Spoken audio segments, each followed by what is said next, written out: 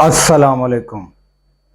آج ملی جلی خبریں ہیں۔ پہلے تو جو خبر ہے وہ جو عام کہ گردش کر رہی ہے، وہ مشہور ڈرامہ نویس ڈرامے لکھتے ہیں خلیل الرحمن، وہ آپ سب نے سن لیا ہوگا۔ جس طرح وہ ہنی ٹریپ ہوئے، پھر وہ انہوں نے بتایا کہ میں رات کے 4 بجے گیا۔ وہ بہت سے اینکروں نے اس پر پروگرام بھی کیے ہیں، مگر وہ مجھے بڑی حیرت ہوئی جس ٹائم مبشر لقمان نے ان کے بارے میں بہت سارے اینکروں نے تقریباً کافی کہ زیادہ اینکروں نے اس پر پروگرام کرنے شروع کر دیے کہ وہ اتنے بڑے اینکر ہو کے انہوں نے یہ حرکت کی وہ۔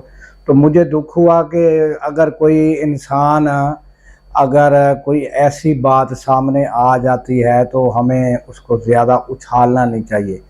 مگر مبشر لقمان نے گزشتہ روز جب ایک اور پروگرام دوبارہ کیا اور انہوں نے ایک آصف بٹ ہیں جو انہوں نے کہا کہ یہ ایمرا کے جو ہیں وہ چیئرمین یا صدر بتایا، اور اس کے علاوہ انہوں نے بتایا کہ وہ جو ہیں کہ جو صحافی ہیں، جرنلسٹ ہیں، ان کے کہ بھی ہیڈ کہ مانے جاتے ہیں۔ اور ان کو جب انہوں نے سابقہ کوئی سٹوری تھی وہ جب پوچھی تو مجھے بھی بڑی حیرت ہوئی کہ ایسے شخص جو کہ باتیں بظاہر ٹی وی چینل پر اس طرح کی آ کے کریں کہ جس طرح یہ تو ولی اللہ ہیں اور ان کو ڈائریکٹ کوئی الہام ہوتا ہے۔ کہ وہ رانا اعجاز کو ایک انٹرویو دیا، وہ اگر آپ کبھی سنیں تو اس میں آپ کو پتہ چلے گا کہ ایسی وہ روحانیت والی باتیں، اور رانا اعجاز جو ہیں وہ حیرت میں گم ہیں کہ جناب یہ کس طرح آپ کو یہ باتیں وارد ہوتی ہیں۔ اور وہ اب تو وہ ان کی تصاویر بھی وہ سامنے آ رہی ہیں۔ پھر وہ جو آصف بٹ ہے انہوں نے جو کہانی سنائی وہ تو بالکل کہ اس سے ثابت ہو جاتا ہے کہ ان کی تو شروع سے ہی کہ اس طرح کی کوئی گھٹیا حرکات شروع سے ہی تھی۔ تو پھر کہ جو میرا نظریہ تھا کہ یار لوگ اس کو جو ہے وہ خام خواہ کہ وہ کر رہے ہیں، ایک بات سامنے آ گئی اس کو اچھال رہے ہیں، مگر اس طرح کی شخصیات جو ہیں ان کے بارے میں تو لوگوں کو آگاہی ہو جانی چاہیے کہ یہ وہ لوگ ہیں جو کہ لبادہ انہوں نے اور اوڑا ہوتا ہے، اور حرکات ان کی جو ہیں وہ شیطان جو ہے وہ بھی ان سے پناہ مانگتا ہوگا کہ یہ کس طرح کہ کون سے روپ میں، باتیں کون سی تو حرکتیں کون سی۔ تو یہ کہ انہوں نے تو آصف بٹ نے جو کہانی سنائی وہ آپ مبشر لقمان کا تازہ پروگرام اس میں سن سکتے ہیں۔ میں ابھی وہ لمبی چوڑی کہانی ہے وہ سنا نہیں سکتا، وہ حقیقت پر مبنی ہے، بلکہ وہ انہوں نے بتایا کہ میں نے کہ ٹی وی چینل کا جو دفتر ہوتا ہے وہ کہ اس میں وہ بھی ادھر موجود تھے۔ میں پہنچا تو شارٹ میں انہوں نے یہ بتایا کہ میں نے اس کو جوتے مارے، آگے سے انہوں نے بھی مزاحمت کی ہوگی، مگر یہ ہے کہ آصف بٹ نے بتایا کہ میں نے اس کو اچھے خاصے جوتے مارے اس حرکت پہ، گھٹیا حرکت پہ۔ وہ آپ سن سکتے ہیں پروگرام۔ اب آ جائیں دوسری خبر پر کہ جو کہ مسلم امہ کے لیے ایک بہت بڑا نقصان ہے۔ تو وہ کہ فلسطین کے سابق جو وزیر اعظم بھی رہے اور انہوں نے ساری زندگی جو جدوجہد کی، جہادی کہ ان کی ساری زندگی جہاد میں گزری، تو وہ جو ان کی شہادت کا واقعہ ہے وہ پوری امت کے لیے کہ اس وقت کہ انتہائی افسوس کا سبب بھی ہے اور ناقابل تلافی نقصان بھی ہے۔ وہ ایسی شخصیت تھے کہ جنہوں نے यानी कि अपना ذاتی यानी कि नुकसान वो जो इंसान बड़ी मुश्किल से बर्दाश्त करता है, यानी औलाद का नुकसान, यानी बेटों का नुकसान, यानी पोते पोतियों का नुकसान, यानी वो उठाने के बावजूद वो जो है वो इस जहाद पर जो है वो अमल पैरा रहे और उन्होंने ये जहाद जो है वो जारी रखा।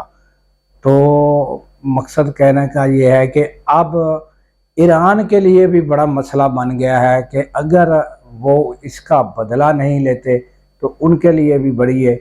और आप इसराइल को देखें तो उनको पूरी मुस्लिम उम्मा यानी कि बैनुल अक़वामी कवानीन किसी चीज़ की ना खौफ है ना परवाह है कि वो अभी वो सदर की जो यानी कि सदारती यानी कि हलफ बर्दारी हो रही थी वो उनकी दावत पर आए हुए थे और उन्होंने इस तरह की घिनौनी और घटिया हरकत की।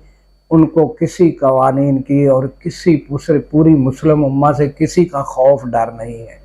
ये मुस्लिम उम्मा की हमारी हालत है कि हमारा दुनिया पे जो असर रसूख है वो ये है। तो एक तो ख़बर ये थी। तीसरी जो ख़बर है वो है यानी इमरान खान के मुतालिक कि वो ताज़ा एक इंटरव्यू है, उसमें यानी कि बातें जो सामने आ रही हैं वो ये हैं कि इमरान खान के जो हैं यानी कि इस्टेब्लिशमेंट के साथ मुज़ाकरात जो है वो शुरू हो गए हैं। तो वो जो है उस पर जो है वो बड़ी यानी कि अहम शख्सियत जानी जाती है जिनकी सियासत पर भी गहरी नज़र है और वो यानी कि उनको कभी किसी स्कैंडल में मुलव्वस नहीं पाया और वो बात भी स्ट्रेट फॉरवर्ड करते हैं और बिल्कुल सही बातें वो जो है वो एनालाइज करते हैं। वो मुशाहिद हुसैन सैयद, उन्होंने जो बातें की और उन्होंने बताया कि अब अगर ये गुफ्तगू शुरू हो चुकी है तो यानी कि अब इमरान खान को भी चाहिए कि वो कुछ लचक का मुजाहरा करें और उसके बाद पाक आर्मी के लिए भी उन्होंने अल्फाज कहे हैं कि ये जो लोग हैं ये कौन है, ये सारे अपने लोग हैं।